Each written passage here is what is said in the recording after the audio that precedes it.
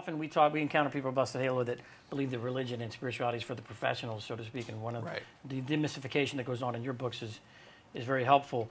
So I'd like to give some folks some practical tools. I mean, you talk about you brought her face to God in prayer. Right, what does that mean? Yeah, what does that mean? And how does somebody this summer, if we're trying to help them out, to maybe go a little deeper in their contemplation and their sort of awareness, can you give us some pointers? Yeah, I mean, I would say, basically, prayer is not just the province of the mystics and the saints, basically. So I'm going to give you just a few quick ways to pray.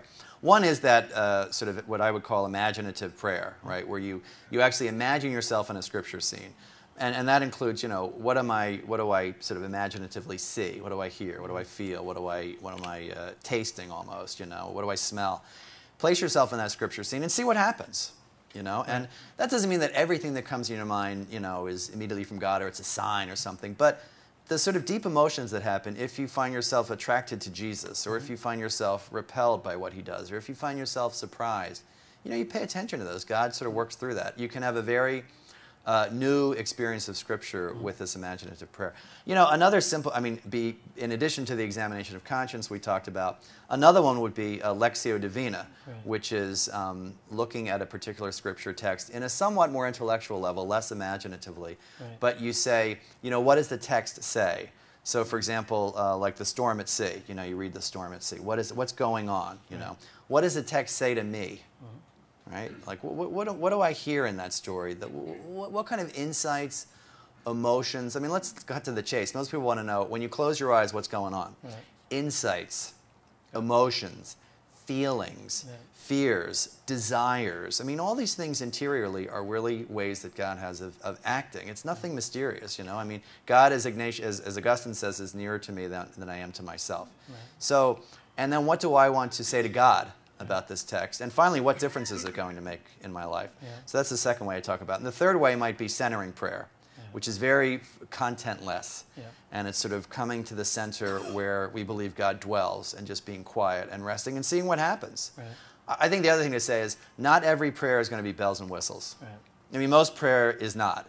Like a relationship. When you go out every time with a good friend, it's not always this, oh, that was so wonderful and moving, and thank you so. No, sometimes it's like, hey, nice to see you, But also, it's okay, wasting time with God, as one of my spiritual directors said. It's okay to just sit with in God's presence, because that's transformative. It's something's happening. And one of the profound things that I think about it, the Ignatian Spirituality, and especially the way you describe it, is these are things that everybody already knows. People already have an imagination. They already talk to friends. It's almost as if one of the great, there's like almost no way to do it wrong. It's almost, there's no way to pray wrong. No, and there's no best way or right way to pray. It's whatever is best for you. And you already have the tools, which is kind of one of the really, you talk about finding freedom in prayer. And also I love how you talk about, and Ignatius talks a lot about desire. Works on our desire. I think that's a very strange concept to a lot of people. Desire gets a bad rap, because when we think about desire, we think of sexual desire. Ooh, can't think about that. Which is holy, which is a holy thing. I mean, if there weren't sexual desire, none of us would be here. And then number two, we think of desires as just wants, like, I want a new computer, I want a new iPhone or something like that. But, when Ignatius is talking about desires, and what the book talks about is these real heartfelt desires that God places within us in order to move us to action and to vocation, basically, and to love, At the simplest level, I like to tell people that a man and a woman come together out of desire. And most people would look at a marriage and say, yeah, that's I believe God's working through that. And you'd say, well, how does God work? Well, through desire.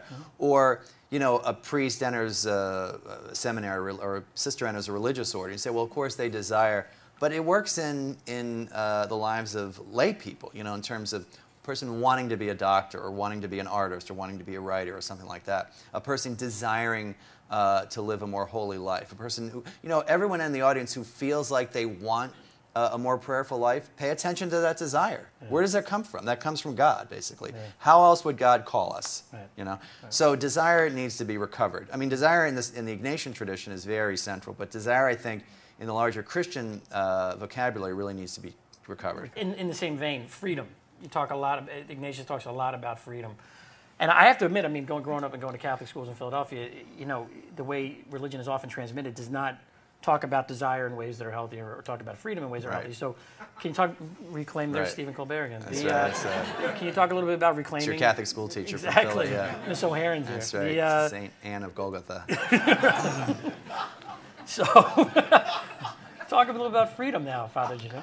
Well, Ignatius talked about disordered attachments or disordered affections, and what he means. This is in his classic manual for prayer, the spiritual exercises, which is a 4-week, sort of mapping out a 4-week prayer period.